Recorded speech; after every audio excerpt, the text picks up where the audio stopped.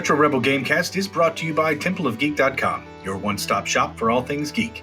You can find all of our episodes and fulfill your sci-fi, fantasy, and geek culture-related needs at templeofgeek.com.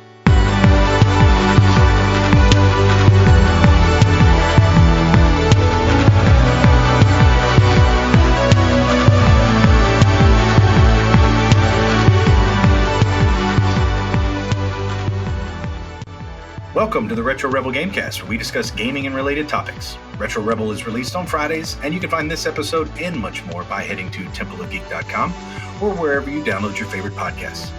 You can also find us on Facebook and Instagram at Retro Rebel Podcasts for exclusive content and to see what else we're up to. My name is Stacey, and as always is my fellow Rebel co-host, Amanda. Hello.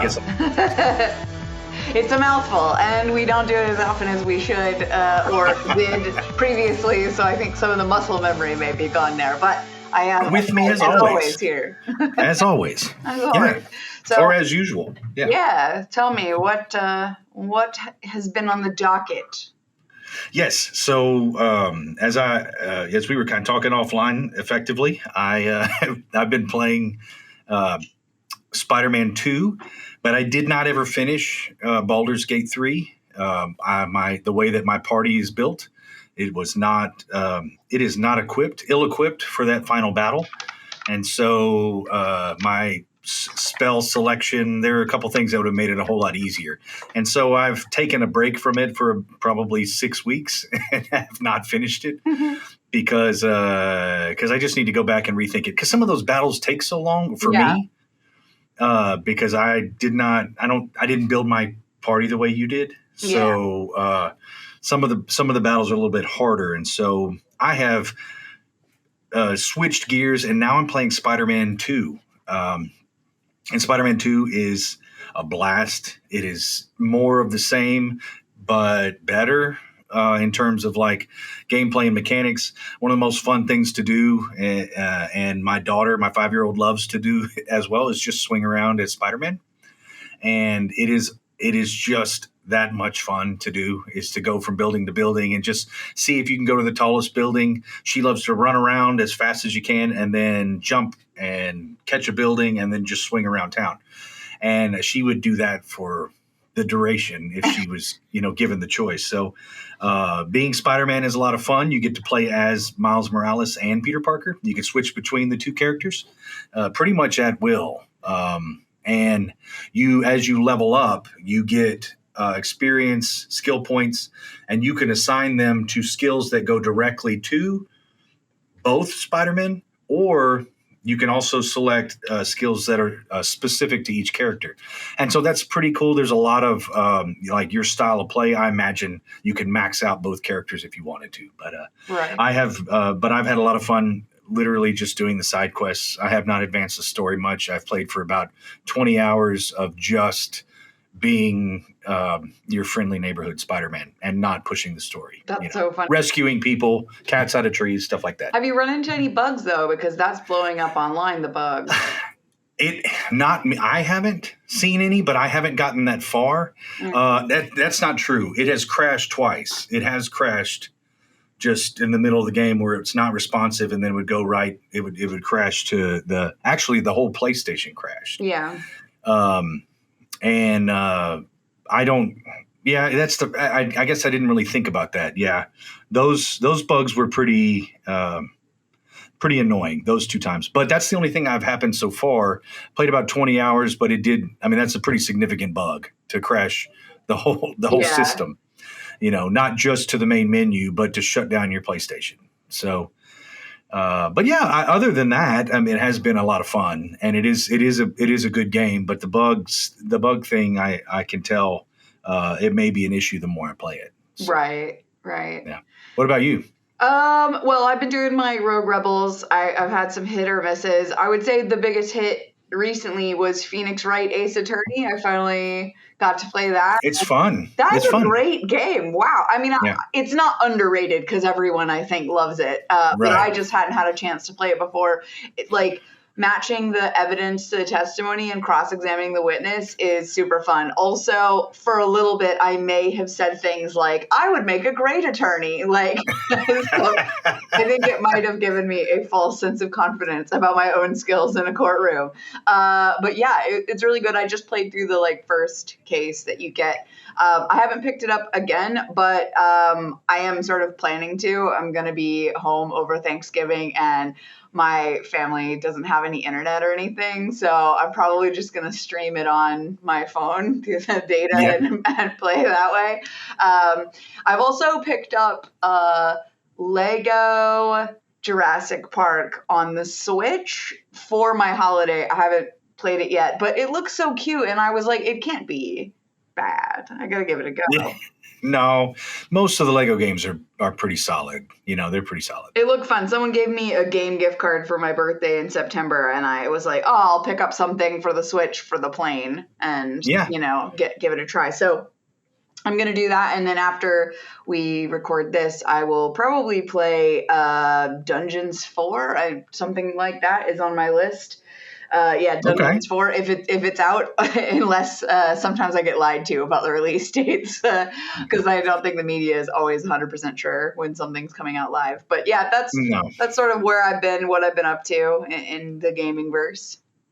Nice. Yeah. Well, Professor Layton's another one that's pretty good, and I actually have that one on it's on my phone. I've got it on the mobile, but that's a pretty good game that they've transferred from the Nintendo DS to the Switch, and now you can even get it on your phone. So. Sweet.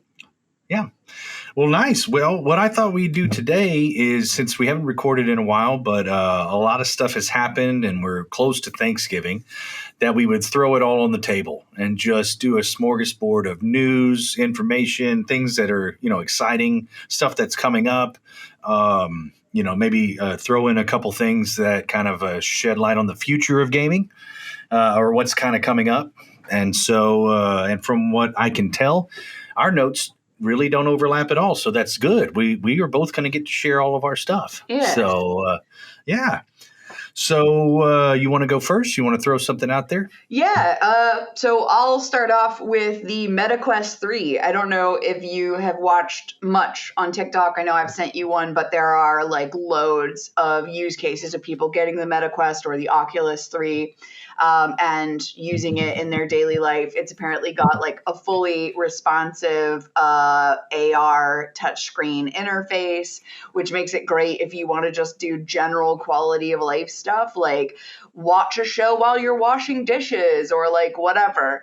And some of the games that have launched with this that have these AR environments that do room scanning and everything seem incredible, really fun. Now, they're not high fidelity graphics from what I can tell. They are more Nintendo-esque, sort of switchy kind of stylized. Yeah. But I mean, I love Slime Rancher and things like that, and it's sort of that vibe. So I'm very tempted, to be honest. I'm tempted for a lot of reasons.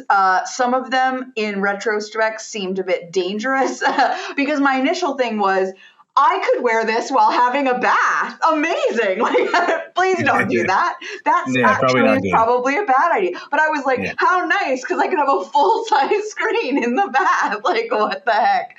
And maybe don't wear it while washing dishes. I'm just thinking about the electronics, being that. But anyhow, I think it's interesting.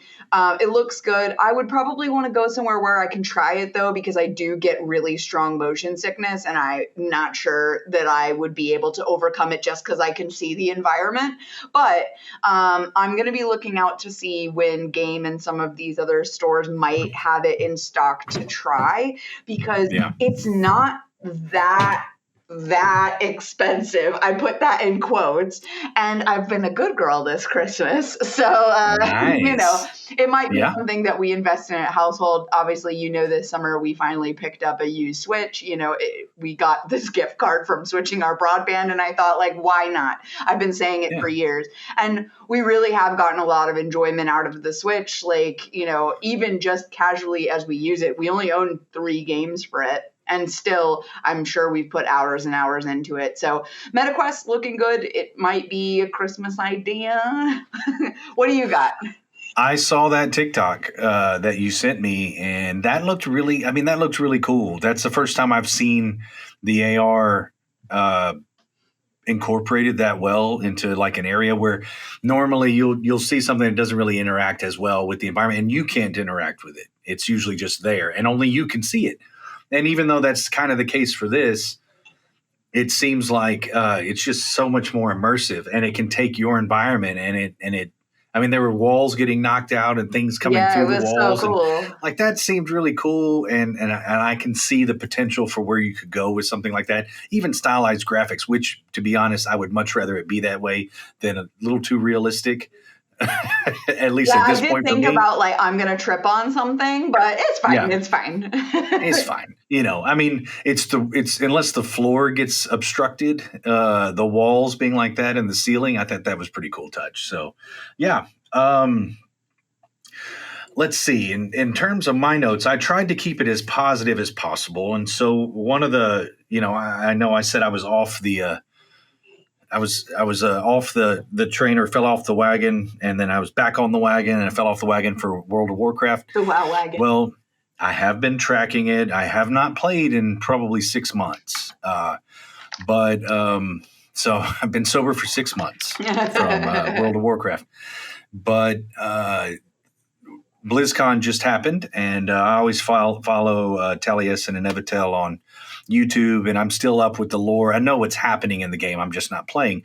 Well, BlizzCon just happened, and they just announced, they just dropped the trailer for the new expansion, and which I thought was fantastic. They did a really good job. It's the best looking trailer that they've ever had. It was the most realistic looking trailer, and it's with Anduin and Thrall. For those that are keeping score at home. It was a much more intimate trailer, so it wasn't like a lot of action, but it was exposition addressing an issue that has not been addressed in the game. That's kind of a meta joke about this giant sword in Silithus that nobody. It's like, what, y'all just left it there and there's no purpose for it. Why is it here and what's happening? Well, they're addressing it now. But I think the most significant thing about that is the fact that they announced 3 expansions at the same time. Wow. So there are, and the way that the way they explained it, and I actually really like this. They're comparing it to the Marvel model of like this roadmap, right? But I think that's a bad comparison. I think it's operative. It's probably accurate, but I don't know. It's accurate, but I don't know that it's the best way, because I think Marvel sort of has lost the. They grabbed hold of the tail of a tiger, and I don't know that they know what to do with it right now. It's way too big. Yeah. Their universe is too big. But I think this is the way to tell a story. If you're, at least give us an idea of the direction, because Talius and Evitel make a really good point. Every expansion, you get to the end, there are characters that aren't addressed. I mean, there's so many characters in the story, and you're like, well, this guy's been gone for 3 years. Where was he? Well, if you do it this way, you can see the end. You can see like this whole narrative thread, and it's not like this is its own entity and sort of exists in a vacuum. And then the next expansion exists in a vacuum, and they don't really tie together very well. It's like everything's sort of navigating. And this is a through line for maybe the next 6 or 9 years of kind of what the story is going to, I think it's more 6 years is probably what it's going to be. Yeah. But for the next 6 years, you're going to have this story and you can follow and you can track it, and you kind of have an idea where it's going. And I think that's much more exciting, because you can be reassured these plot threads are going to be tied up and stuff. So I think in the end, it's a blessing, and it's a good thing. I think all of it is a good thing, a net positive for the direction. They also brought back, and to me, this is the most important part, they brought back Chris Metzen, who is sort of the father of Warcraft lore. Right. He's the voice of Thrall to begin with, always has been. Right. And he's also one of the lead writers. And so all of the story beats that we've been so excited about and that I've tracked for the last 20 years, because this will be the 20th anniversary, played this game for 20 years. I can't even think about it.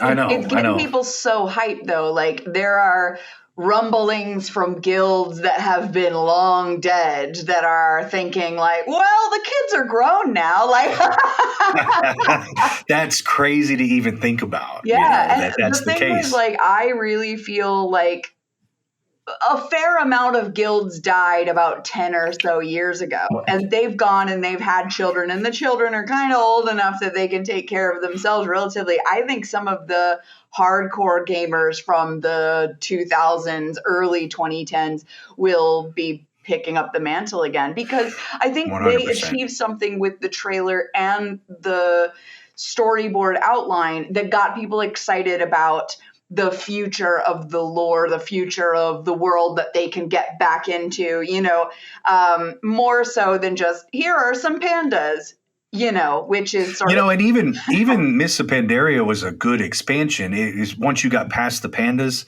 and the fact that the pandas, the people that didn't know that there were actually pandas in Warcraft 3, and so like it's not like they pulled that out of nowhere. But they kind of did, but they created everything else around it. But they did a good job of that and creating a character that was compelling and a whole other allied race that was compelling and their whole purpose for being. They made sense. They made that work. I think that they lost sight of that with a lot of these expansions and the way that they were doing it and kind of the gross capitalization on microtransactions and some of the other things that have plagued Blizzard's other games. Yeah. They were weaving their way into Warcraft, and like that being such a large portion of their day-to-day players, like the people who interact with Blizzard products, are World of Warcraft participants. And so I think that I hope, that it's at least somewhat genuine, that they've realized this is sort of our honeypot. Let's go back to what really matters in this instance. They're making money hand over fist with these games as well. I know it costs money, but they're making money on them. And so it's a narrative-driven game. It's one of the reasons why it's been as popular as it has been, is because it had really good lore to begin with. Yeah. And then they had great story throughout the course of the last 20 years. It's had some dips. It probably peaked at Wrath of the Lich King and has sort of moseyed its way downward and had peaks and valleys in there. But I think this is a huge step up and a huge step forward for Blizzard and World of Warcraft. So I'm actually excited, and I will not lie to myself and say I'm not going to probably. Oh, you are definitely going to. I'm going to buy it. And I'm going to. The second I saw the trailer, I said, "Well, there Stacey goes." Yeah, I know what I'll be playing when it comes out. Yeah, so. But listen, I think for the first time, I'm even interested. Like it did sort of pique my curiosity. I thought, I've got a decent setup. It might be able, I've got a much bigger monitor than I ever had back in the day, and I've got a decent keyboard and it's got big old keys. Like I probably could make it work, Yeah. So, we're not taking it off the table. Yeah, exactly. Good news, everyone. Good news, everyone. Yeah. Yeah, fabulous. Well, I think that's probably a decent enough segue. Keeping it light, keeping it positive for the moment. I do have maybe not all light news, but there was a discussion on Forbes, and we'll link it to it in the notes. There was a discussion on Forbes about modern games and are they getting more buggy? Because you've seen some of the bugs, I'm sure, for Spiderman 2 and Starfield, and let's not even talk about Cyberpunk 2077 and all that sort of stuff. And the discussion is are games actually getting more buggy, or is there another reason why people are starting to demand beta access before they pre-order and things like that? And I think, personally for me, it's probably a mixed bag. Like back in the day, before social media was as big as it was, and especially TikTok, which for some reason really lends itself to zeroing in on what you're interested in, and so you get fed bugs faster. If it's the amplification of one person finds a bug, thinks it's funny or shameful or whatever, and that becomes an echo chamber that bounces all around the fairly small community of gamers, in the media space, and then gets pushed out to everyone. So I think there's a bit of an echo chamber where it bounces around and seems maybe worse than it is in a lot of instances. but also is that previously they did used to release complete games, like whole entire games, and I think that now we may be less tolerant of bugs than we were in the future because the price point is higher. We were sold maybe a multi-part, multi-act experience, like when I started playing Diablo and I finished the story arc and then was like, oh my God, there's literally nothing to do. Like, this is just going to be a slog from 50 to 100. And at 98, it's like half as hard, like that's the climb. They've exponentially increased the difficulty to achieve the next level at that. Yeah. Yeah. And then the Malignant, Season of the Malignant came out and I thought, okay, awesome. We've got more content. Okay. I can do this. Oh no, we have to make a new character. Oh, okay, we can't use the one that okay, fantastic. That's not a problem. I'll make a new character. Surely you've made enough content. Oh, I have to go through the whole story again. Okay, no problem. I'll do that. And then you go through the season and the season is maybe, I'll be generous and say 10 missions, 10 things. And then it's over and then it's back to the grind again. Except now the grind is worse because there's like extra bits, like enemies that you accidentally fight twice if you click on something that you didn't. I hate that. I hate that. That makes me angry. Like thinking about that because it's so disingenuous. It's so transparent. But what you have to do is zoom out and you have to look at it and say, let's be honest. This is bullshit. Like this right here is trash. That you could have easily charge a little less for it. And then tack it on at the end. Hey, here's a little bit. Here's a DLC. Man, I paid for every DLC for Mass Effect, every single one. And every single one of them I say was absolutely worth it because I enjoyed the world so much. I didn't have to start over for any of it. It tacked on. In fact, I could go do other missions for the main game and go back and do that if I wanted to. It just seamlessly integrated. And that to me is maybe one of the most egregious time sinks, purposeful time sinks to tack on time, to make it seem like it's so much more fleshed out than it really is. Yeah. And it's obvious. I think that we're seeing that, and I think our tolerance for putting up with that stuff has diminished to the point that maybe the money is speaking for the people are speaking with their wallets and maybe not, or there's enough negative publicity that it isn't worth it to the people who are just trying to cash in on all this stuff. I think to that point, like the fact that AI is such a big deal right now in my field, just in my profession, but in gaming right now, the ability to artificially generate voice actors, without their consent, the ability right now, you can actually create an entire YouTube channel using artificial intelligence. Oh my God. Yeah, I have heard of that. That it will do video, it will do audio, and it will write your script for you. Yeah. I know. You don't even.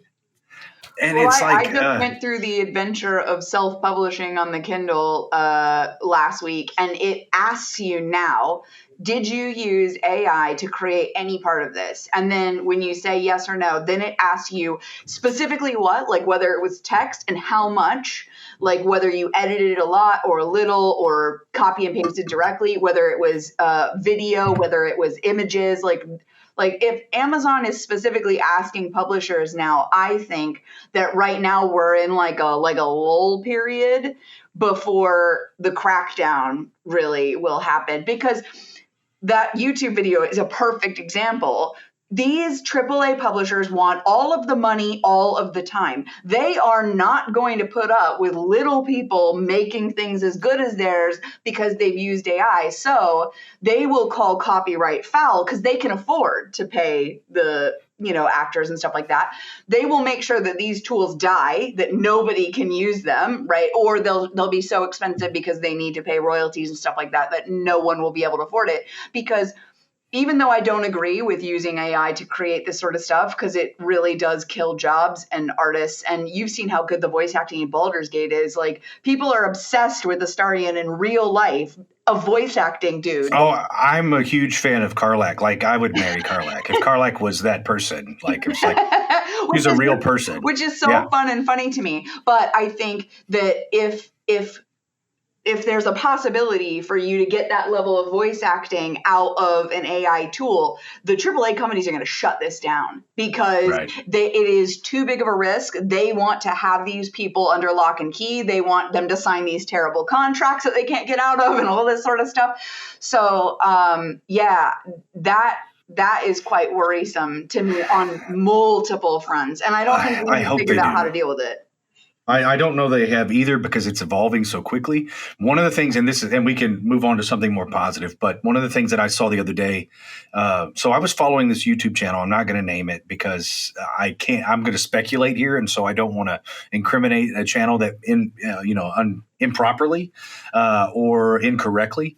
But there's a YouTube channel that I was following and they had some provocative topics. They were going in depth on things and sort of in to echo you, unironically, as an echo chamber for me. Like, this was stuff I was thinking that was happening or yada yada. And so some of it was a little bit on.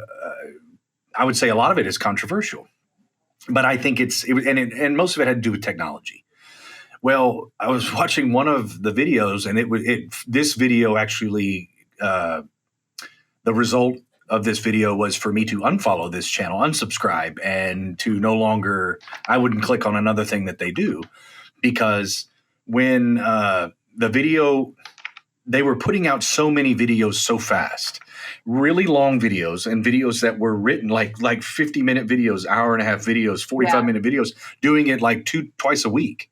And I'm like, I know how hard it is for us to record, how hard it must be to get someone to write a script like that, to do the editing and the video editing and all of this stuff, to get 2 hour-long videos out. I was like, something's not right.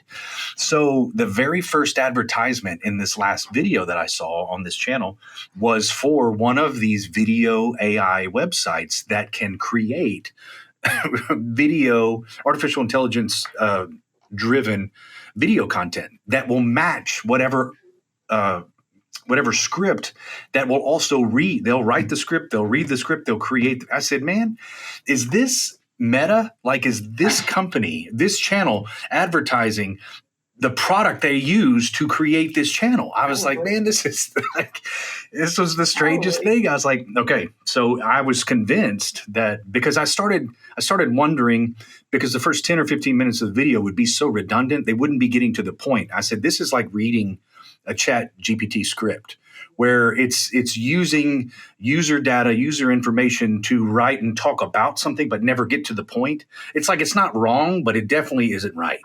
You know what I'm saying? Mm-hmm. And so that's why I was like, okay, well, I'm done with this particular channel. And I think in the end, that's where it's going. But it's right now it's transparent because it's working off of models that are already out there. Yeah. And so it can only really repeat or regurgitate or learn from what's been published. Well, it's so funny that you talk about regurgitate what's been published. Have you seen the Teespring T-shirt AI Twitter controversy this week? No. So, you know how there are those like T-shirts that are like really specific or look to be like knockoffs of things that you know would never be on a T-shirt and stuff? Well, turns out there are bots that troll Twitter. And if someone says something like, I want that on a shirt, that it literally takes whatever they were talking about it and puts it on a shirt. This is like an AI tool that does it, right? Well, artists started realizing that, especially artists in the fantasy space, in the gaming space and things like that of course create totally unique concepts all the time. Well, people will be like, oh my God, that's amazing. I want that on a shirt. And then someone goes, no, don't say that. The bots will come for my art. And within like minutes, there was multiple websites selling this artist shirt that they don't get any money on and stuff like that. So anyway, people started to get clever. Yeah. They started making horrible, offensive Disney art, right? And then commenting and saying, I want this on a shirt. Even go so far as saying, like, Disney, please sue this company into oblivion, and then having that be on a shirt because the bots don't know, right?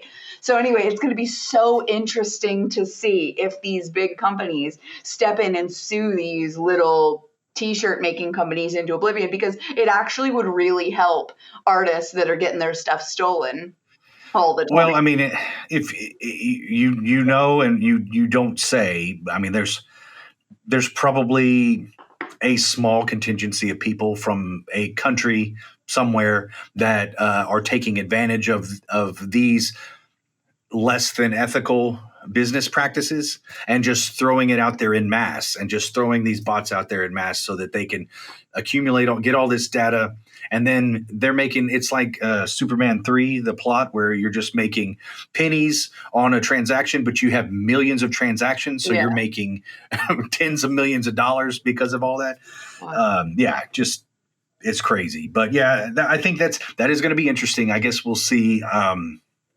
I'm sure that AI, and I know it does have, it's a tool like your cell phone. It's a tool. It can be used for something positive. I have yet to figure out exactly what it is yet. I'm sure we'll get there, but something to keep an eye on anyway. So, excellent. What you got next? Well, that was mine. Of course, I read it for a bit. So it segued nicely, both of ours, and they dovetailed. That was good. Well, I've got a couple things that I kind of want to keep it positive. Again, I know GTA 6 is supposed to be announced soon. Yeah, so the trailer is going to drop in early December, although the news that the trailer were coming was leaked, and the creators behind Halo shot back, and I've linked to that article because they're like, these leaks have to stop. It's an abuse of trust when you're inside the company, and this is Rockstar's 20 or 25th anniversary, and they were really excited to do something big, announcing the trailer and stuff like that. And it's kind of taken the wind out of their sails as a company with not a whole lot to look forward to. Let's be honest. You get a paycheck, blah, blah, blah. I think all the people that worked on this game deserve the opportunity to announce it in a way that they can be excited and participate in. So I love that the Halo dev came to bat for a different development team. I think that's really positive. And I think that people probably should stop doing leaks, because first off, not all the time are they accurate. And then you just get people disappointed for stuff that doesn't actually happen or whatever. But when they are accurate, if you're putting out unfinished stuff or taking the wind out of people's sails, that sucks, man. Right. So I am excited about GTA though, because come on. I mean, it's GTA 6. The other one, I mean, it lasted 10 years or more. Mm-hmm. And it was a good game. I mean, I had it and I played it for a while. I never really played the online stuff, but I know that's really what was the driving force. And they made hundreds of millions of dollars on the online portion of that game. And that's what really gave it the life that it had. But GTA 6, I mean, that's a big announcement, I know. And I probably will play it as well. What I think is interesting and kind of segues nice with that is the fact that PS5 has pushed, and I link GTA, or I kind of lump them in with this because in a way they are a part of the problem, is the live service portion of that game. PS5 has pushed off the majority of their live service endeavors sort of indefinitely at this point. They had 12 live service games that were coming up, 12 live service games that were coming up that they've postponed. And part of it is because of the negative backlash that they were getting, because they were really trying to push this move to a digital, exclusively digital console experience where you had to be plugged in to enjoy it at all. And that it was, and that's, again, not inherently bad. The problem is that you put a chokehold on content, you control everything about the experience. And so if you are disingenuous or unethical or choose to milk that content as much as possible for financial gain, that is not in the best interest of the consumer. That's not even in good faith with the consumer. Yeah. You are creating a project or you're creating a product and then slowly releasing pieces of it to maximize financial gain, and that is business. I don't believe it to be objectively. I think it's not good business, and it's definitely not in the best interest of gamers. So yeah, and I think that segues nice to the conversation about the price of microtransactions as well, because all these live services always have skins or something or yada that you can buy. Like, it's never just you buy the thing and that's it. Right. There's always these microtransactions. And now with Fortnite and some other games getting $20 skins and stuff, like, that is crazy. That is the cost of a full indie game. And I think that when you're in the game environment, you are actually incapable of thinking rationally about the cost comparison of things. I feel like regulators need to step in at this point and help people make better decisions, because I know me, when I'm in a game that I am enjoying, I forget that $20 could buy me a whole nother game, that I'm actually not going to enjoy that skin that much, that, it takes me like 25 minutes of real life time to make that amount of money. Like, am I really going to love this skin that much? Like, I think there's an opportunity for us as buyers, of course, to push back. Maybe we try not to buy $20 skins, but if the price of games is now $70, the price of microtransactions cannot be 20. This is crazy now, know? Well, especially for a skin. I mean, $70 for an entire experience versus $20 for a skin. I know. And what if you buy 3 skins? You could have bought a AAA game almost. This is crazy. It's crazy. Perspective is lost in situations like that. I think that's one thing that Warcraft, to a degree, has in its favor, is World of Warcraft has had microtransactions to a degree, but the community has been so averse to letting the store have anything that you can't earn in game. Good. Like, and it has, I think it has had a positive effect on the experience and on what they've chosen to put on the store. And anytime they've ever tried to kind of deviate from that, I mean, it's gnashing of teeth and tearing clothes. People are just like they're upset about it. And I think rightly so. The Diablo community is not the same exact. There's a Venn diagram. There's overlap, but it's not the same. It's not the same population. It's similar with Call of Duty or Overwatch. You got people who enjoy Blizzard products, and then you have the ones that enjoy all Blizzard products, and they're not always the same people. It's not the same complete group of people. And so the Warcraft community has fought back against it. But I think there's a lot of people who just they didn't grow up in an environment, or they didn't come up in gaming in an environment that was so adamantly opposed to that type of financial practice by a company that they don't really get to see, or they didn't have that sort of that, to use the term we've used multiple times today, the echo chamber, to keep more times than we've ever used it. I think to keep, and I think in a positive way, because in that instance, I think you needed enough noise from the community to prevent them, or just, kind of curb that sort of behavior from a company. Do you know what's so funny, though? You've actually triggered a story that I forgot about, and that was the new Overwatch 2 character, which is a good news story, because finally, like, a fully Polynesian representing sort of character, incredible. I can't think of a single one in any other game off the top of my head, aside from maybe Moana, but that's not. I mean, that's I think there's one in. Street Fighter, I think, but they also have like 60 characters now. So I think that there is one, but anyway, incredible. I mean, I'm not sure what language that he's speaking, but it sounds, at least to my untrained ear, derivatively Polynesian in some way. Like, the vibes are right, the look is right. Like, he's got the tribal tattoo. Yeah. Like, I was so excited to see that character. That to me is probably one of the more original looking playable characters that I've seen for any of these sort of games for a while, Yeah. And the fact that he's not a skin, he's an actual hero. And he's an actual character. Yeah. I think that's good. And to kind of punctuate this particular topic, I think I think having genuine um, genuine inclusion that not only makes sense but is comes from a place of love. Like we genuinely love this character. We genuinely have pride and love for this culture, and we want to incorporate this or whatever the character is for the reasons that they should be included, not shoehorned in just because it's trying to be a cash grab for whatever the local holiday is or anything. Yeah. It's because here's a need and here's a character and here's one that's fleshed out that makes sense. Yeah, And they like got a we wanted backstory. to tank what makes sense, like what would be awesome. That I love That's that. right.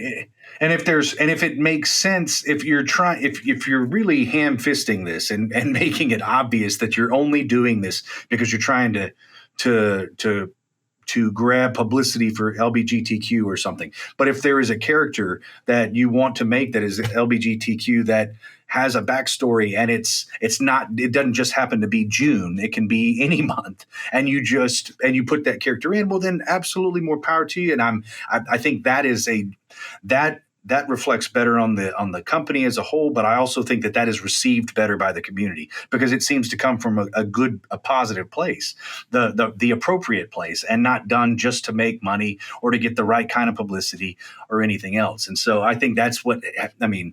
Moana is 5 years old or 6 years old, so it's not like they're trying to grab the right on the coattails of the movie. This is a character that was probably a passion project for somebody, and they wanted to get it into the game, and they did. So yeah, I agree. That's those things are always good stories. So, speaking of kind of shifting or at least taking something and maybe going in an unexpected direction, did you see that they're going to make a live action Zelda movie, and it's not a April Fool's joke? No. Yeah. So there's not a whole lot of information out there, but there's a lot of feelers. Nintendo right now is trying to sort of take on Hollywood. Right. And so as a gaming adjacent Fallout. Well, I mean, and it's not like there aren't a lot of examples of this being done well. But if you saw the Mario movie, like I love that movie. Like I watch that movie a couple times a month at least because my daughter loves it. Oh, okay. I was gonna say I liked it, but there were some times where I was like, I am in a child's movie. Like I am alone. Well, I do it in the comfort of my home, but I've watched it a number of times with her, so we probably watched it 5 or 6 times since it came out. And it's a good movie to put on in the background if you liked any kind of animated movie. It's funny. It was done well, and again, I think it came from from the right place. Like the people who were making it genuinely loved the material and put together something that I think you could be proud of regardless of the content. It's just a good movie. And I think Nintendo is one of those companies that isn't just going to license their stuff to people to ruin it. They learned that lesson, I think, in the early 90s with Zelda, with all of those terrible Laserdisc games. If you've ever seen, they're meme worthy. They are memes. So I haven't even thought about Laserdisc in like just as many years. Who has? If I hadn't said it, most people listening probably don't even know what I'm talking about. But it looked like a record or a giant, just an obscenely large DVD is what it looked like.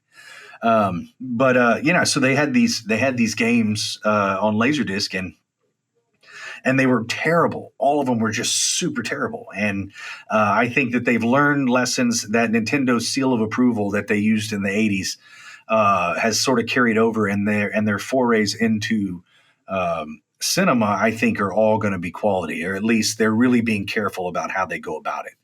And so I'd be interested to see. I think that could be a good movie. Like Zelda has plenty of lore, and they've got, the characters are fleshed out pretty well. And Zelda is not even the main character, which is funny because most people think that's the name of, no, it's not. That's the princess, and, but she's an awesome character, and she's been fleshed out over time. She's not just stuck in a castle for Mario to save. And so there's a whole lot more to it than that. But I thought that was interesting. And that could be something that's pretty cool. I only really have one or two other things. What else do you have? I just have one more. Cool. You want to go first? Yeah, absolutely. Oh. So, good news story. The last one I thought I'd finish on a high note at least. So there have been some initial looks at the OLED Steam Deck. I know that people that use Steam and prefer PC games, love the Steam Deck as is. But the initial reviews of the new higher def, better resolution, bright OLED screen on the Steam Deck OLED are incredibly good. They're saying things like this is, the way it was meant to look, blah, blah, blah. Like this is the best experience that you can get. So I think if you haven't picked up a Steam Deck yet, then maybe, wait for the OLED and get that. The prices are fairly reasonable as well. I say that in air quotes, obviously, depending on your budget, but you can get a 256 gigabyte Steam Deck, 512 gigabyte Steam Deck for the OLED version, which is $549 US. And while that is a lot for a handheld, it is not a lot for a console. And this is like a console experience. And I would say it's not a whole lot more than the Switch. And most of the games from the Switch, in my opinion, are not new releases. They're like regurgitations of old games just ported over. So I feel like $549, you're actually going to get brand new games to play on that more often. Think of it from the perspective of you're playing PC games. And so can you even buy a $500 PC? And the answer is no. Let me go ahead and get that out there. The answer is no for a PC that can play these games, unless they're like the indie games or the smaller titles. Those you might be able to play on a slower or less powerful computer. But this is a handheld computer, like in every sense of the word. For an extra $100, you can get 1 terabyte of storage. That is a ton of storage. Even for today's games, you will have tons on deck all the time. And the 1 terabyte version has the anti-glare etch glass, so it's a lot more easy to play in brighter conditions. I just feel like it's extremely decent value for what you get. Now, I have an Xbox and you can play with the controller and your phone, and so I probably won't invest in this because it's much the same of a muchness. But if you don't, or if you have the PlayStation and not an Xbox, I think the Steam Deck makes more sense because it's a little bit more agnostic in terms of the games that you can play. Right. And I have considered getting in, and I think if I'm going to get another console of any sort, it would be the Steam Deck, because there are a lot of games on my computer that I forget I even have.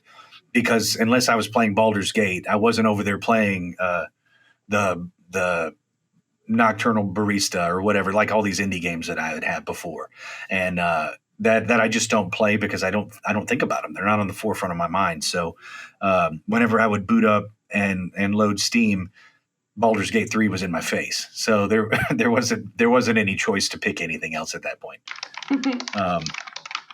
For me, the last thing, and I think I'm going to end on something positive, is there is a if you've been tracking, and this is not necessarily, it is game related, but I was a big fan of Avatar, the Airbender, the last Airbender. Right. And they made a movie that wasn't good. But the show is beloved and it is great. It's fantastic. It's one of my favorite shows, not just cartoons, but favorite shows. It was just really, really well done. And I liked Legend of Korra. I liked it because it carried on the story. I didn't like it as much, but I still thought it was really good. They're coming out with a live action version of that on Netflix. I saw the most recent trailer, and from what I understand and based on what I could see, they're being very faithful to the cartoon. Yeah. From the characters and the casting and everything about it, it's very promising. So that's coming out, and they just released the trailer for that, and then Arcane 2, which is actually a League of Legends adjacent game or show. Oh yeah, I've seen that on Netflix, right? Yes. Yeah. If you haven't seen Arcane, I haven't watched it. Right now I'm watching Forbidden League, maybe. Which one? Which one are you watching? Bridgerton, leave me be. I'm so far behind on TV trends. It's impossible. Yeah. No, I want to watch. So that's the most up to date that I have at the moment. Well, Bodies is on Netflix, and I'd like to watch it too because it's supposed to be this tracing through time, this same murder investigation through 4 different points in time, which seems pretty cool. But League of Legends, or the first season of Arcane, is fantastic. Like, I never played League of Legends. Like, I couldn't have told you even what kind of game it is. Like, I don't know. I don't play it. I know what it is. But if you were to ask me details about it or characters, I would lose. If my family's life depended on it, I couldn't answer. But that game, or the show, was fantastic, and the characters are fleshed out. It was just really done well, and the art style is unlike anything else I've seen in animation. And so it was just a very compelling show that about a game that I wasn't that familiar with, and it actually was. I was one of those people that once I saw it, I was much more excited about maybe going and finding out more about the game because I watched the show. Well, they're coming out with a second season, and I want to say it's probably the fourth quarter of next year. So it's a little ways off. But I do know that, that shows like that, and with the writer's strike and all of this, it probably has pushed a lot of these tentpole shows and movies back a little bit. But I am excited about that. It was a really good show. If you haven't seen it yet, put it after Bridgerton. But at some point, highly recommend checking it out if a animated video game show is something that you might be interested in. So yeah, it is a good show. Definitely something to catch. I will probably jump onto the Fallout bandwagon, but if I have time in between then and there, I did see it today and I go, Yeah, no. I would like to see that too. If I'm not Fallout's got so much, so much stuff ended today. Yes, I did see that. Yeah. So as when you see this, the writer's strike will have what ended the day we recorded this. So yeah. Which is awesome, that's good because that means more new content. Yeah. Well, that means it, and it also means to me, and I think this is important. Not necessarily being people that do create content and do our own content. I think it is important that the people who do the writing, the ones that make these shows as interesting, that have these really wonderful ideas that they're going to put onto film and paper, are compensated for their work. So I think all of that stuff is I think that's very important. And I'm assuming, and again, maybe incorrectly so, that they've gotten to a place that everybody can agree that this is a place we can move forward. And they didn't concede too much to get to that place. So, because I'm a rebel and I don't really like authority to begin with. And when somebody's trying to tell me what to do, I don't like it. And so I can imagine these writers being in a similar situation where all the power is in the hands of the companies, and they're just trying to, get their fair share. So fully Which is fair enough. More power to them. That's exactly right. Mm-hmm. Well, that wraps up this episode of Retro Rebel. I want to thank Amanda for this week's discussion. All the notes from this episode will be posted on our site, templeofgeek.com. If you'd like to add to the discussion or reach out with questions, sound off in the comments or email us at retrorebel@templeofgeek.com. If you like what you hear, head over to wherever you download your podcasts and subscribe so you'll be sure to get each episode as it's released. And rate us, because that really helps our show. Until the next time. See you later.